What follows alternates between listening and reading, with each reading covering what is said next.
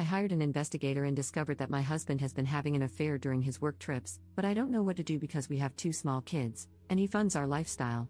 Posted by you/throw-ra London mum. My husband, 47M, and I, 44F, have been married for just over a decade, and it has been, for the most part, a loving marriage centered around our two beautiful children. Of course, I've had grievances. He travels a lot for work, is constantly glued to his phone, and sometimes abruptly pops out for errands that he has always been incredibly vague about. Initially, these didn't concern me too much. He has a very demanding job that has allowed us to have a lifestyle I never thought possible, enabled me to leave work to be with the children, take us on wonderful holidays, and send the children to a great school. I always felt that complaining to him about his work, phone, computer, and random emergencies would be selfish, considering everything he does for us. However, 2 weeks ago, I started getting really suspicious after I found a condom in the inside pocket of his blazer. There was no reason for him to have it there, as we only ever have sex at home, and frankly, it isn't something we do as often as we used to. This prompted me to do something I never thought I would do. I found an opportunity to get into his phone when he wasn't looking. I'm not sure what I was looking for. I first checked his photos but couldn't find anything. Then I decided to check his messaging apps, WhatsApp, Telegram, but both were password locked, which I found very odd. Only a message could be accessed, but there was barely anything there. At this point, I had a sinking feeling that something was up. Last year, a friend was in a similar situation and used a digital investigator to learn more about her absent and secretive fiancé. The investigator discovered that this man had been living a complete double life, with a long-term girlfriend in Edinburgh and, unbelievably, an entire business he had set up and was earning money from. She had no idea about the business or all the money he was making, and no doubt spending on his girlfriend. I asked for the investigator's details and requested that they pull together anything and everything they could find about my husband. The investigator spent about a week digging online and came back to me with a report that changed my life forever. I got a call from the investigator, warning me that my husband's report would be a very difficult read and that I should open it in private at a time when I would be able to process it fully. Since receiving it, I have barely been able to eat, sleep, properly take care of the kids, or speak to him, and yet he is so absent-minded that he doesn't even realize something is wrong. It turns out that my husband of over 10 years has been, 1. Having an affair with a woman 15 years his junior. 2. Financing this woman's lifestyle and her failed business venture. 3. Attending sex parties with her, where they have sex with other partners. 4. Posting in a revolting online sex forum, including pictures of his privates and details of his addiction to porn and escorts to his creepy online friends. And 5. Based on his posts online, he has clearly been spending thousands on escorts as far back as 7 years ago. I have no idea where to go from here. I don't know what to do. I have no idea how to confront him about this or if I should see a lawyer first. I know the obvious decision is to simply divorce, but our children are 9 and 7. I have loved him since we first met 14 years ago, and I know that I have a place in his heart too, in spite of these actions. If he is truly an addict, then maybe there is a way to get through this if he agrees to treatment? I am a complete mess, and I can't talk about this to anyone in person just yet. Any advice you have for me would be really appreciated. Relevant comments. Commenter. You are allowing your love of a cushy, expensive lifestyle to cloud your good judgment. You deserve better.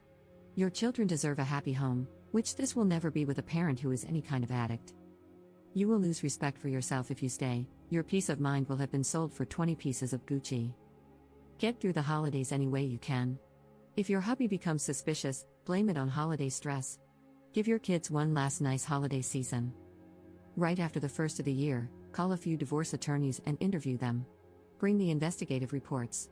Hire the one with whom you click the best. Follow your attorney's advice to the letter. They're an expert, that's why you hired them. Don't listen to family, friends, or strangers on the internet. Get yourself into individual therapy to help you deal with the betrayal. Have your children see a child therapist to assess whether they need ongoing care. Be kind to yourself, you've only just found out about a massive betrayal. You didn't know, but now that you do, you're taking proactive steps to defend and care for yourself and your children. Your husband is on his own. He can get into therapy or not, it's not your problem, and don't take it on as one. Your plate will be plentiful with your business and that of your 2 children. Wishing you and your children a peaceful and joy-filled 2025 as you move together into a new life. Ops response. Thank you so much for this comment. This was one of the most useful ones I have gotten, and I truly took it to heart.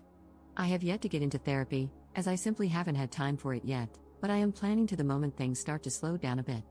Update 6 weeks later. This is an update to my original post from around a month ago.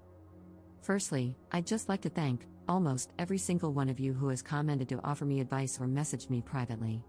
I took a lot of advice on board, especially from a legal standpoint, and this has proven to be of great benefit. I apologize for my long absence and lack of replies. I hope the update below explains it. I chose to wait until after New Year's as I did not want to rob the children of one last Christmas and New Year's holiday as a family. In the meantime, I researched solicitors and sought recommendations from trusted friends. Rather humiliatingly, after much urging on this website, I also scheduled and went through with an STI test. It was horrifically embarrassing, but I am relieved to say that it came back negative. I don't know how I could have coped if he had gotten me sick because of his revolting actions. He made my job incredibly easy by flying out for a work trip, not that anything he says could ever be trusted, on the 2nd, and I immediately got the ball rolling, met with the solicitor, packed up all of his belongings into 6 suitcases, had the locks changed, and spoke to a child psychologist to work out the best way to explain things to the kids, who are far too young to understand the full picture, of course. Fast forward to a week later, and upon his return, I, having made sure the children were picked up by my mother after school, greeted him with a hallway full of suitcases and divorce papers. I had printed out the report in full and started walking him through it before he broke down in tears.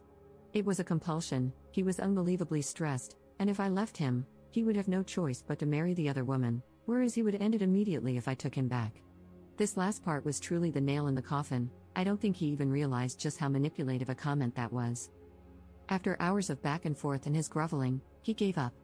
He was left at the bottom of the stairs in the entrance to our home with his suitcases, waiting for a cab to take him to God knows where. There is still a lengthy legal process ahead, and unfortunately, it turns out that his infidelity doesn't really impact how assets might be divided following the legal battle. However, I'm confident that my solicitor will get the outcome I need to keep the house and live independently. In terms of the children, I would rather not discuss them to maintain privacy, but it has been an incredibly difficult adjustment, and sometimes I do feel guilty. As for myself, I am still completely heartbroken, and frankly, I don't ever hope to find love again. I just don't think I can quite trust like that anymore. Finally, I'd just like to add that while most comments have been lovely and supportive, I did receive a number of comments and private messages blaming me for my soon-to-be ex-husband's behavior, claiming I did not give him sufficient sexual attention and that I shouldn't complain because he provided me with a certain lifestyle. Firstly, these comments are awful and betray a repulsive worldview regarding sex, intimacy, and marriage. Secondly, our ailing sex life was not my doing and was, at times, a criticism I myself had of our relationship, not the other way around. Thirdly, just because someone provides you with a lifestyle does not entitle them to treat you as if you're nothing, with no respect, no honesty. I would have hoped everyone would be aware of that. Up in the comments. Thanks for this. Sadly, because we are in the UK, cheating doesn't have much of an impact on divorce outcomes. However, my solicitor is among the best in the UK, and I trust that we're going to do some real damage.